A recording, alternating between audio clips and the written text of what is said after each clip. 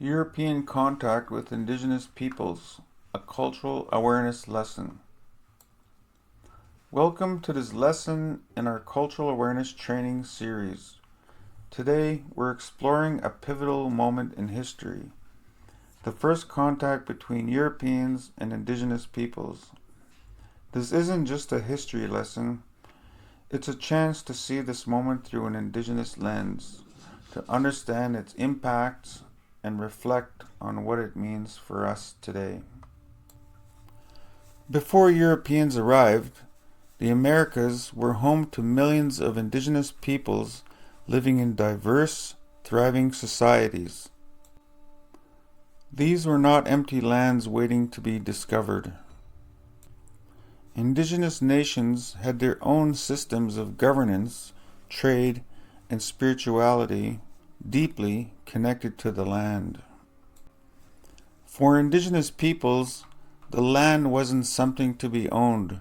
It was sacred, a source of life and spiritual connection. This worldview would later clash with European ideas of ownership and exploitation. The first recorded contact happened in 1492 when Columbus arrived in the Caribbean. But from an indigenous perspective, this wasn't a discovery, it was an invasion. These lands were already inhabited by vibrant cultures with rich histories. At first, there was curiosity and cautious cooperation. Indigenous peoples shared their knowledge of the land, helping Europeans survive. But these relationships quickly turned as Europeans imposed their systems of power and control. One of the biggest challenges during first contact was cultural misunderstanding. Europeans often saw indigenous societies as primitive because they didn't align with European norms. For example, indigenous governance, often consensus-based, was dismissed as disorganized. Spiritual practices were labeled as pagan, and communal land stewardship was misunderstood as lack of ownership. From the indigenous perspective, European behavior was equally baffling. The idea of owning land was alien, and the relentless pursuit of wealth and resources seemed destructive and short-sighted. One of the most devastating consequences of contact was the introduction of European diseases like smallpox and measles. Indigenous peoples had no immunity, and entire communities were wiped out.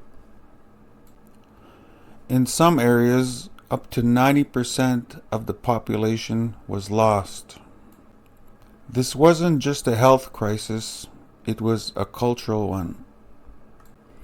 Entire nations disappeared, along with their languages, traditions, and knowledge systems. As Europeans established colonies, they claimed indigenous lands through treaties, force, and deception. Many treaties were misunderstood or ignored. The doctrine of discovery, a European legal principle, declared that any land not inhabited by Christians could be claimed. For indigenous peoples, this was a direct attack on their sovereignty and their way of life.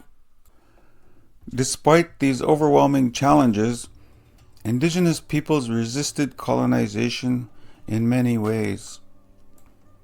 Some fought back in armed conflicts, while others used diplomacy, legal challenges, and cultural preservation to survive. And through it all, indigenous peoples showed incredible resilience. They adapted to new realities while holding on to their identities and traditions. The impacts of first contact are still felt today through intergenerational trauma, loss of land, and systemic inequalities. But this isn't just a story of loss. It's also a story of survival and renewal.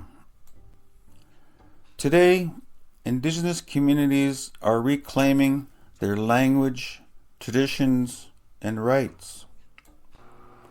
Movements like Land Back and cultural revitalization remind us that Indigenous peoples are not relics of the past. They are vibrant, living cultures with much to teach the world. As we reflect on this history, let's remember 3 key lessons. Acknowledge the truth of colonization and its impacts.